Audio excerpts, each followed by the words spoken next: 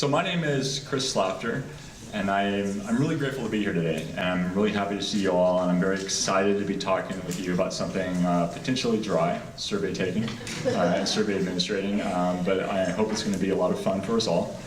I'm the Waste Prevention Program Associate for Clean Water Action's ReThink Disposable program. What I mostly do is, as Samantha outlined earlier, I work with the business community to reduce the use of single-use items. But a vital and important component of our work is to conduct research with the business community and consumers to understand their behavior around single-use foodware items so we can support local policy. And that's something I'm going to be talking to you today. So I'm going to be going over three things briefly. I want to talk to you about the benefits of conducting a survey, what it's like to administer a survey, and then what we can learn from a survey. And I'm going to use our work in Berkeley as an example. The idea being to spark a conversation, some dialogue about any questions you might have around survey administration or taking and what you can hope to learn from it. So to get us started, I want to talk about why conduct a survey. Well, there are like 5 main benefits to conducting a survey. The first and foremost, most important, is that you're going to be able to take that research and what you learned about the business community, and you're going to be able to inform your policy with that information, and you're going to be able to sample a diverse population. So as we've heard from, as like Peter indicated, and another presentation talked about, our business communities are diverse and they're wide-ranging. There's almost as many different food businesses as people, different operations. So we need to hear from everybody if we're going to be able to create effective policy that reduces the use of these items. And we also want to hear from the consumers. I listed business surveys in my slides, but this also applies to consumers. We want to hear from the citizens of a city. What is your behavior like, and how can it be changed? It also gives you a tool to understand current business practices. So what are businesses currently using? Are they using reusables? Are they using single-use disposables? Are they using a mix? We also want to understand what source reduction practices these businesses are engaging in or might be engaging in. And by that I mean, are they offering incentives for people to bring in their own cup? Are they charging for the cup? Do they have any myriad of other programs? This also allows us to predict how the businesses will react to a policy. So before we roll out the policy, we want to understand from the business point of view, is this something you will support? Is this something that there are obstacles? We want to understand beforehand so we're able to address those concerns right away. And it also gives us an ability to look at what obstacles the businesses might be facing so that we can provide support in the policy or provide auxiliary support to help those businesses either come into compliance with the policy that we're going to be proposing, or give them whatever other resources they might need. So those are all the very good reasons to administer a survey, but how do you successfully administer a survey? And I've outlined here 6 basic steps. The first one, the obvious one, is you want to understand your survey goals.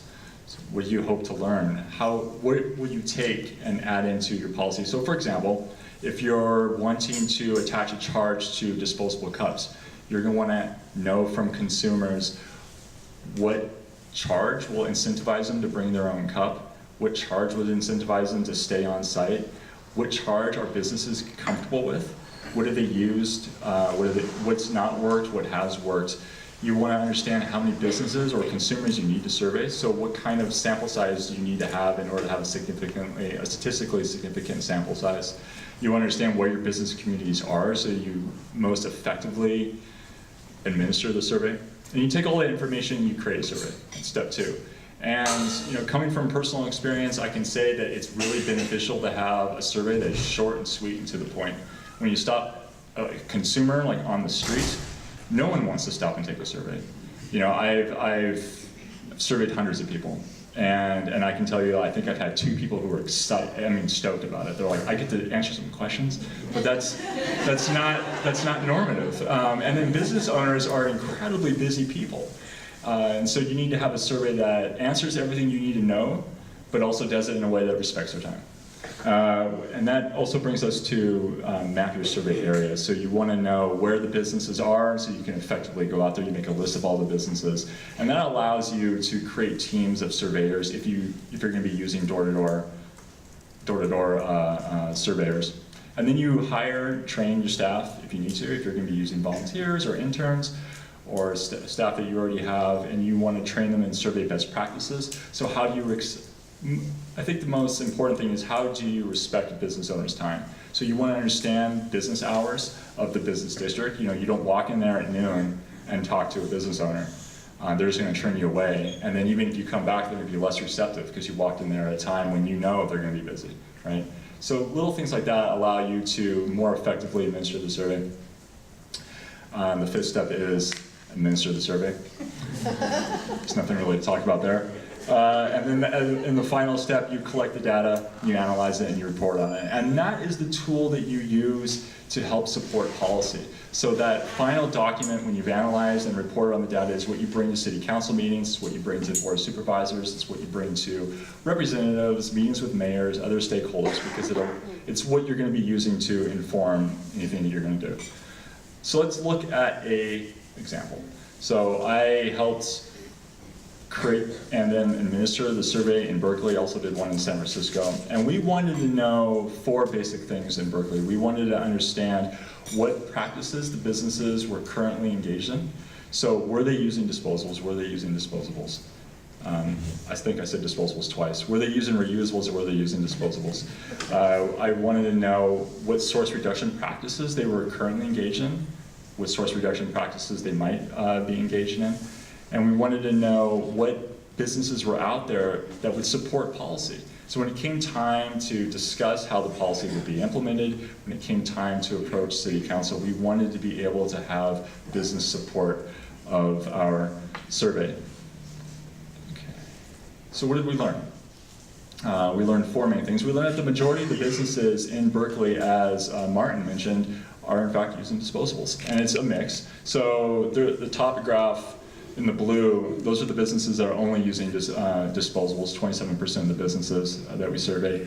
And then 47 use a mix. So as has been previously mentioned, what that usually was is you see a reusable plate, for example, and then plastic forks, knives, paper cups. So some mix. And then the final category is businesses who use mostly reusables. Those are mostly like the fine dining type restaurants that have practically all reusables for in-house dining, with the exception of things like straws and napkins, and everything else is for to-go. 58% of the businesses that we surveyed would support a 25 to 50 cent cup charge. So when you see policies that attach a 25% charge, we don't, that's not something that's just pulled out of the ether. We have found that businesses are most comfortable with charging somewhere around 25 cents for a cup.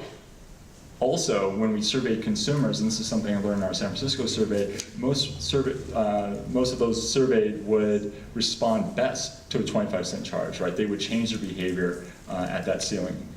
And then 67% of the businesses had they supported a similar charge for food containers.